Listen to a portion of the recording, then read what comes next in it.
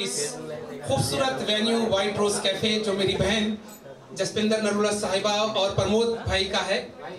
आज इस खूबसूरत एल्बम का यहाँ पर हम लोग इफ्तिताह कर रहे हैं, इस एल्बम को रिलीज कर रहे हैं जिसका नाम है अज़्मे सफर।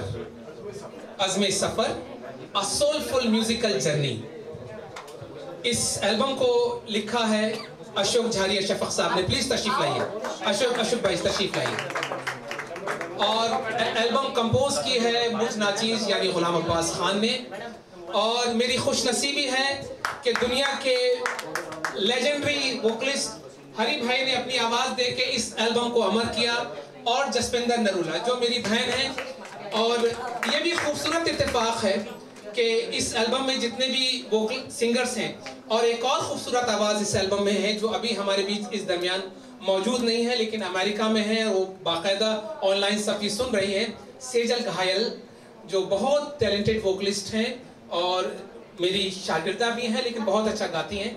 और ये भी खुशनसीबी है कि इस एल्बम में जितने भी लोग जुड़े हैं वो सब रामपुर सैसवान घराने के शागिर्दों में से हैं, खान साहब की तुफैल से। और मैं तहे दिल से शुक्रगुजार हूँ जी।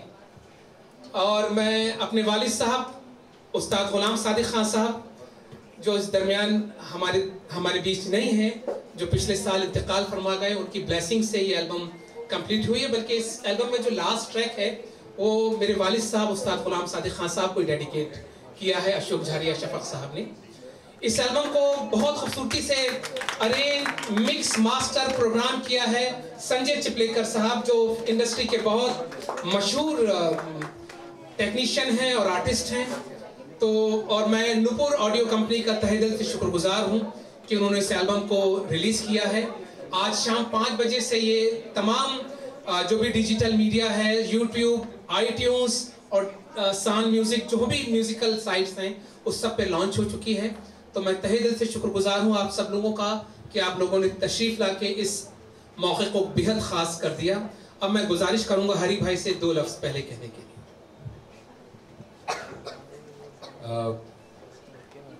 मैं आज ही सभी गाने कंपोजिशन सुना, भाई बहुत अच्छा कंपोज किया, बहुत अलग अलग ट्यून्स हैं और एक गज़ल का एक ख़ास रंग है जो 60-70 से चला रहा है, उसको आपने छोड़े नहीं। सब वो जो पुराना रंग है बहुत ही खूबसूरत है, वही रंग है गज़ल का।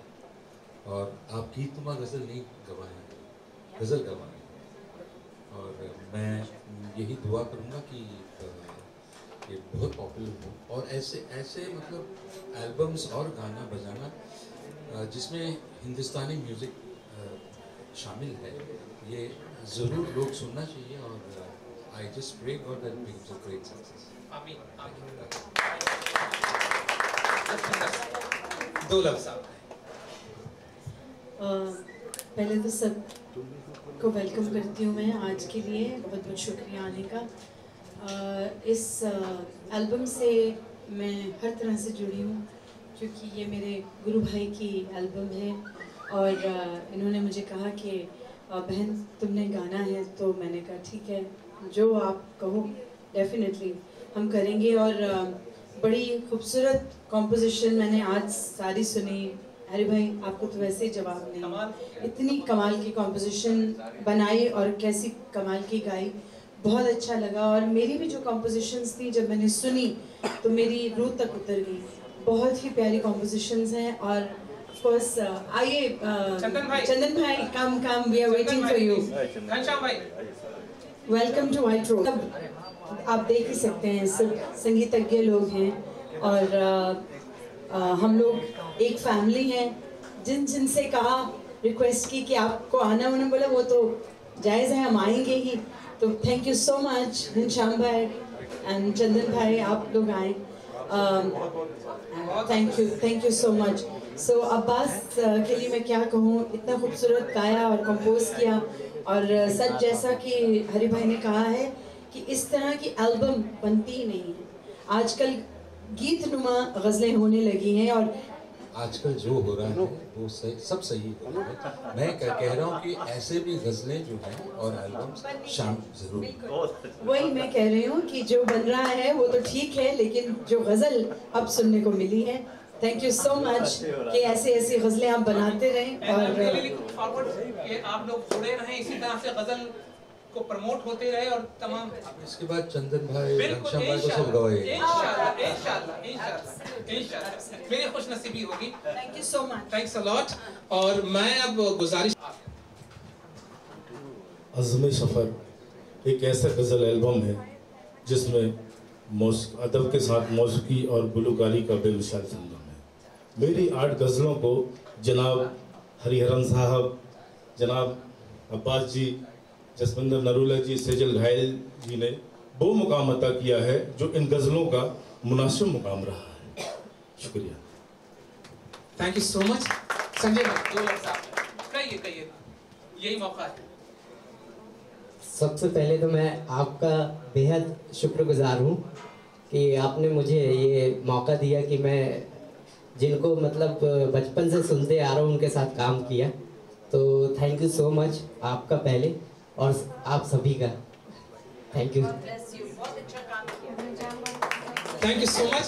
अब मैं खान साहब, उस्ताद गुलाम मुस्तफ़ा खान साहब से गुजारिश करूँगा कि आप तशरीफ़ लाएँ।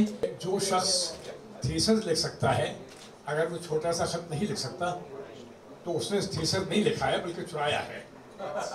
तो मैंने महसूस किया है कि सारी ज़िंदगी गाने के बाद आर्टिस्ट जो है वो स्टूडेंट ही रहता है, और जो स्टूडेंट नहीं रहता वो ईगो में चला जाता है, और ईगो सिर्फ अल्लाह के लिए, हमारे लिए नहीं है।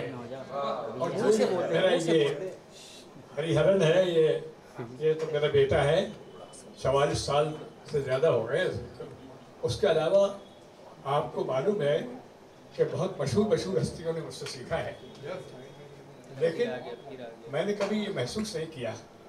मैंने अपने उस्तादों को ही याद किया, क्योंकि उनको याद करने से मैं स्टूडेंट बना रहा। और आज भी मेरे दिमाग में जो ख्यालात आते हैं, जो प्रोग्रेस हो रही है, ये उसका अल्लाह का करम है, हमारे उस्तादों के जूतों का सदका है। दूसरी चीज़ ये है कि हमारी परंपरा में उस्तादों ने बड़ी खिदमत की है। मैं बताऊँ कि मेरे ग्रैंडफादर उस्ताद इनायत हुसैन खान साहब, उनके भी बहुत शागिर्द हैं, सारा ज़माना जानता है। उसके अलावा मेरी माँ के ग्रैंडफादर थे उस्ताद हद्दू खान साहब, गवालियर घराना है।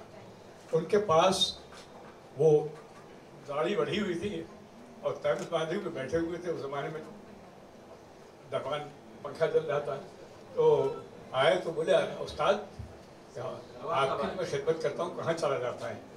तो उन्होंने नवाब साहब आए ना, नवाब साहब आए उस्ताद, उनके पास नवाब साहब ग्वालियर के महाराजा है, ग्वालियर के महाराजा। तो उन्होंने कहा कि नहीं आएगा ना, मैं तो आपकी सेवा करता हूँ, कहाँ चला जाता है? तो उठे और अंदर करना है वही यार, उनका भी यहाँ चल रहा है, वही कह रहा हूँ सबको करना है। और एक बेटी थी, वो मेरी ग्रैंड मदर थी, मेरी माँ की ग्रैंड मदर। तो उन्होंने कहा कि भाई आपके एक ही बेटा है, एक बेटी है। तो उन्होंने दरबान को इशारा किया तो सब शागिर्द इकट्ठे हो गए 100। तो बोले भाई जो गाय बजाए, ये हमारी परंपरा में है कि जो गाय बजाए वही हमारा बेटा है। एक बेटा वो भी है। उसके अलावा ये कि हमारी दादियाँ और दादियाँ जो शागिर्दें लड़कियाँ होती थी, और उनको कह रही, अरे तेरे बाल उलझ रहे हैं, पराए घर जाएगी, खाना पकाना बताना। और बिल्कुल बेटे और बेटी जो हमारे शागिर्द लड़के लड़कियाँ जितने हैं वो हमारे साथ बेटी बेटे हैं। ये हमारी परंपरा में शामिल है ये बात। तो मरते वक्त राजा नवाबों ने ही कफन दिया। क्या मतलब, जैसे कि आज का ज़माना है कि हमको हमारे शागिर्द लोग बहुत नवाजते हैं। मेरे अपने बेटे ने मुझे एक कार प्रेजेंट की है। आपका बर्थडे पर आप सबको बता रहे हैं। तो मेरा कहना ये है कि सब हमारे बेटा बेटी हैं। जोर से मैं लोग क्योंकि ये बात है कि हमारे सबसे करीब जो हैं वो, उन्होंने राजा से कहा, ग्वालियर महाराज से, कि भैया जो गाय बजाए वही हमारा बेटा है, एक बेटा वो भी है। तो ये जो है ये जो भी गाते बजाते हैं उनके लिए हमारे दिल में बड़ा प्यार है और हम दुआएं करते हैं। डैडी अब्बास के बारे में कहिए, अब्बास मेरा दामाद है और मेरा बेटा भी है, मेरा भांजा भी है, भतीजा भी है। तो मैं दुआ करता हूँ। ये सब भी मेरे बच्चे हैं और ये भी बच्चा है। तो मैं दुआ करता हूँ कि हमारे सारे शागिर्दों को, सारे बच्चों को, गाने बजाने वालों को अल्लाह खूब नवाजे। आमीन आमीन। धन्यवाद।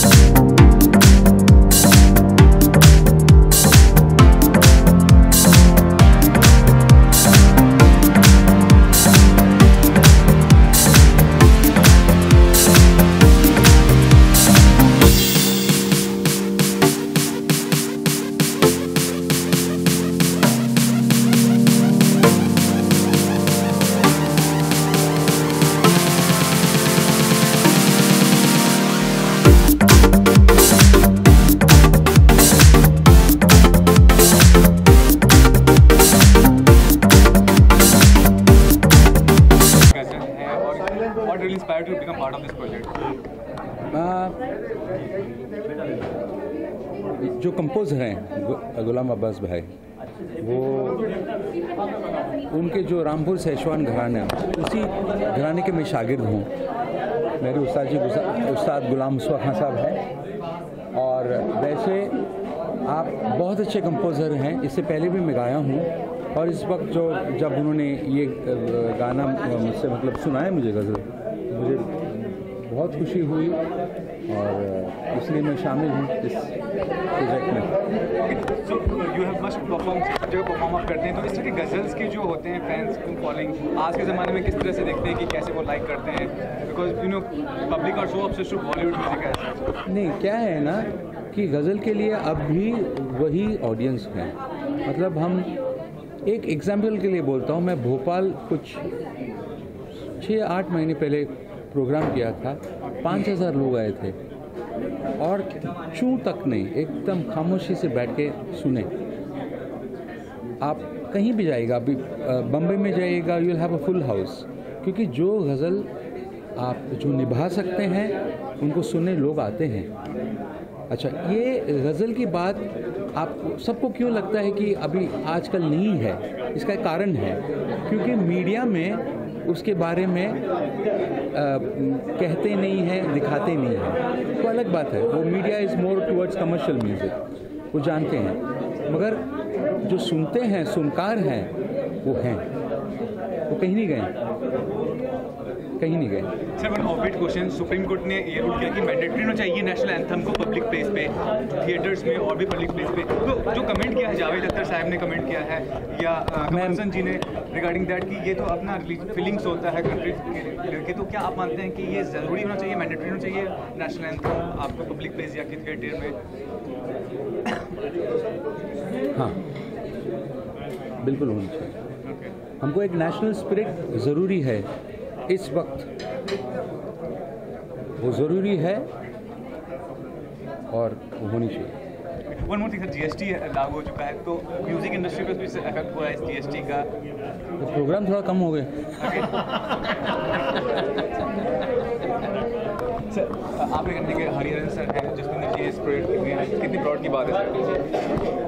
मेरे लिए बहुत फख्र की बात है कि मेरी गज़ल हरिहरन जी साहब ने गाया, अब्बास जी ने गाया, जसविंदर नरूला जी ने गाया, और इससे ज़्यादा एक पोएट के लिए क्या हो अच्छा हो सकता है कि उसकी गज़ल, उसकी जो राइटिंग है वो बड़े लेजेंडली लोग गाएं। इससे ज़्यादा और क्या हो सकता है। मैं बड़ा खुश नसीब हूँ जो मुझे सारे लोगों का प्यार मिला, इज्जत अफजाई की उन्होंने इस एल्बम के साथ। शुक्रिया सर। आपको क्या कहना है, हरिहरन सर जसविंदर नरूला इतने बड़े नाम हैं, इस गज़ल से एसोसिएटेड किया जी, कितनी बड़ी बात है आपके लिए, कितना चैलेंजिंग काम है? देखिए, पहली बात तो ये है कि गज़ल की सैंक्टिटी, गज़ल की जो रूहानियत है वो बरकरार होना चाहिए। गज़ल एक अलग सब्जेक्ट है, हम उसको गीत की तरह से ट्रीट नहीं कर सकते। पहली कंडीशन तो ये है, क्योंकि गज़ल की एक अलग रूहानियत है, उसकी गायकी का एक अलग अंदाज़ है। तो उस अलग अंदाज को सोचते हुए जो मेरी कंपोजिशंस थी, मैं उसको प्योर गज़ल फॉर्म में कंपोज करना चाहता था। और उस प्योर गज़ल फॉर्म को जब मैंने सोचा कौन कौन से फ़नकार इस कंपोजिशन को जस्टिस कर सकते हैं, तो मेरी खुशकिस्मती थी कि हरि भाई जैसा नाम, उन जैसी गायकी मेरा ख्याल है पूरे सब कॉन्टिनेंट में बहुत मुश्किल से मिलती है। जसविंदर नरूला मेरे घर की हैं, हरि भाई मेरे घर के हैं, दोनों हमारे घराने के शागिर्द हैं। जसविंदर ने मेरे वालिद उस्ताद ग़ुलाम सादिक खान साहब से तालीम ली है, हरि भाई ग़ुलाम मुस्तफ़ा खान साहब के शागिर्द हैं। मैं ख़ुद क्लासिकल बैकग्राउंड से ख़याल गाता हूँ, क्लासिकल गाता हूँ, तराना गाता हूँ। तो ख़ास तौर पे अशोक भाई की जो गज़लें थीं, और जो एक और इसमें फ़नकार जुड़ी हुई हैं, सेजल घायल, जिन्होंने मेरे साथ एक डुएट भी गाया है और एक सोलो भी गाया है, वो भी बहुत अच्छी फ़नकार है, इंटरनेशनल वर्ल्ड क्लास आर्टिस्ट हैं वो भी, और वो भी मुझसे गाना सीखती हैं। तो जो चारों आवाज़ें इस एल्बम में हैं वो अपनी अपनी जगह बहुत ख़ास हैं, अपनी अपनी जगह बहुत ख़ास है। और अगर आप एल्बम सुनेंगे तो हर कंपोजिशन में शायरी और जो गज़ल की प्योर फॉर्म है वो मिलेगी, ये बात है। जो आई थी लोगों के बीच में, उसमें एक पंजाबी फ्लेवर भी था, तो इसमें कुछ अलग डिफरेंट? नहीं, ये प्योर गज़ल है, ये प्योर गज़ल फॉर्म है, और इसमें हमने गज़ल के साथ कोई कॉम्प्रोमाइज़ नहीं किया है। सारी गज़लें रूहानियत और बहुत डेप्थ ली हुई हैं और अलग अलग रागों में कंपोज की गई हैं, ताकि आप पूरी एल्बम सुनेंगे तो हर गज़ल अपनी एक अलग शक्ल और अपनी एक अलग गायकी के साथ भरपूर है। आठों की आठों गज़लें जो हैं सब अलग अलग रागों में हैं। तो चाहेंगे कुछ एक कोई इसमें कि एक गज़ल आप लोगों के सामने? अच्छा, देखिए, ये मैंने एक डुएट गाया है जो मेरी अमेरिका में शागिर्द हैं सेजल घायल के साथ, उनके साथ एक जो डुएट गाया है वो आपको सुनाता हूँ मैं। हम तो तस्वीर हैं, आईना आप हैं, हम तो तस्वीर हैं, आईना आप हैं, बेवफा हम नहीं, बेवफा हम नहीं, बेवफा आप हैं, हम तो तस्वीर हैं, आईना आप हैं। शुक्रिया। मकसद तो संगीत ही था, और ख़ास करके ग़ुलाम अब्बास जो हैं वो मेरे गुरु भाई हैं, तो ये मेरे समझ लीजिए परिवार का एक प्रोजेक्ट था। तो उन्होंने मुझसे कहा, जाहिर बात है कि वो चाहते थे कि मैं भी गाऊं, तो मैंने कहा बेशक, क्योंकि जो गज़लें अब अब्बास ने कंपोज़ की हैं वो जो पुरानी यादें ताज़ा हो गई उन गज़लों के साथ, जो उसका जो उनकी तर्ज़ें हैं, और लिखी हुई भी अशोक साहब ने बहुत अच्छा लिखा भी है, और बहुत खूबसूरत तरीके से इनको पेश किया है। तो वो सब जो है, संगीतकार को क्या चाहिए, पूरी तरह से अगर खुराक मिल जाए रूह की, तो बस फिर मज़ा ही कुछ और होता है, उसका लुत्फ। जो मैंने इंसर्ट किया था अभी जी, कि जब मैंने कंपोज किया था तो मैं वो आवाज़ें ढूंढ रहा था जो ख़ास गज़ल की रूह लिए हुए, और वो 3 ही आवाज़ें मुझे थी, हरिहरन भाई, जसपिंदर मेरी बहन और सेजल भाई। तो वो ख़ास आवाज़ें इस एल्बम के लिए चाहिए थी और उनके साथ कोई कॉम्प्रोमाइज़ नहीं हो सकता था। जो जसपिंदर ने गाई है गज़ल, अगर आप सुनेंगे तो बिल्कुल अलग रंग है। प्लीज़ देखिए, गज़ल का जॉनर अलग है, गज़ल की गायकी अलग है, गज़ल का रंग अलग है। हर गाने की अपनी रिक्वायरमेंट होती है, अपना एक स्टाइल होता है, हर चीज़ को एक तरह से नहीं गाया जाता। तो गज़ल जो है उसका लुत्फ़ ही कुछ और है। जब गज़ल गाई जाती है, और गज़लें जब गाई जाती थी, जब हम लोगों ने सीखी, हम लोगों ने सुनी, सराही, तो वो गज़ल का जो मज़ा था वो आजकल बहुत कम मिलता है। हमें पुरानी ही चीज़ें सुननी पड़ती हैं, और आजकल जो लोग रिपीट भी कर रहे हैं, वर्जन्स कर रहे हैं, वो भी पुरानी गज़लों को उठा के कर रहे हैं नई तरह से। और इसमें तो खैर उर्दू शायरी प्रॉपर, और फिर उसकी जो गज़ल का जो अंदाज़, उसको बयां करने का अंदाज़, उसकी तर्ज, उस सब पे डिपेंड करता है। और फिर बहुत अच्छे से अब्बास ने उसे जो है कंपोज़ किया है, और बहुत मज़ा आया गाते वक्त। मुझे तो, मेरी रूह तो पूरी तरोताज़ा हो गई, बहुत खुशी हुई। मैम, एक ऑब्वियस क्वेश्चन है, सुप्रीम कोर्ट ने मतलब ये मैंडेटरी किया है कि जो नेशनल एंथम है वो होना चाहिए सिनेमा हॉल्स में और भी पब्लिक प्लेस में, लेकिन जावेद अख्तर और कमल हसन ने बोला है कि जो नेशनलिज्म होता है वो आपके दिल में होता है, तो ये मैंडेटरी की ज़रूरत नहीं है। अगर आपकी फीलिंग्स है देश के लिए तो आप मतलब वाजिब है कि आप उठेंगे जब भी नेशनल एंथम होगा। क्या कहना चाहेंगे इस बारे में? मुझे तो समझ में नहीं आती कि अगर एक ऑर्डर पास हुआ है, और वो एक अच्छी बात है कि अगर हम अपने रोज़ तो हम खड़े होकर नेशनल एंथम नहीं गाते, लेकिन अगर फिल्म देखने जाते हैं तो उस वक्त अगर नेशनल एंथम बजता है तो एक पेट्रियाटिज़म की फील आती है अपने अंदर, तो अच्छा लगता है। ऐसा नहीं हम लोगों में है, वो एक अलग बात है, अपनी मातृभूमि से प्यार है, अलग बात है, लेकिन जैसे ही नेशनल एंथम बजता है, उसको जब हम रिस्पेक्ट देते हैं तो एक जज्बा ही अलग आ जाता है अपने अंदर। और मुझे तो लगता है कोई बुराई नहीं है इस चीज़ में। मैम, लास्ट क्वेश्चन, जीएसटी हो गया है लागू, तो टैक्स अब भारी पड़ रहा है, म्यूजिक इंडस्ट्री में कितना भारी पड़ रहा है ये टैक्स जो जीएसटी? भैया मुझे तो मालूम नहीं है इस चीज़ के बारे में, तो मैं ज़्यादा मूवी में जीएसटी के लिए वो डिफिकल्टी शो कर रहा है, तो क्या कहना चाहेंगे कि जीएसटी ऐसे आम जनता को कितना? See, I have no idea about all this. Thank you. I'm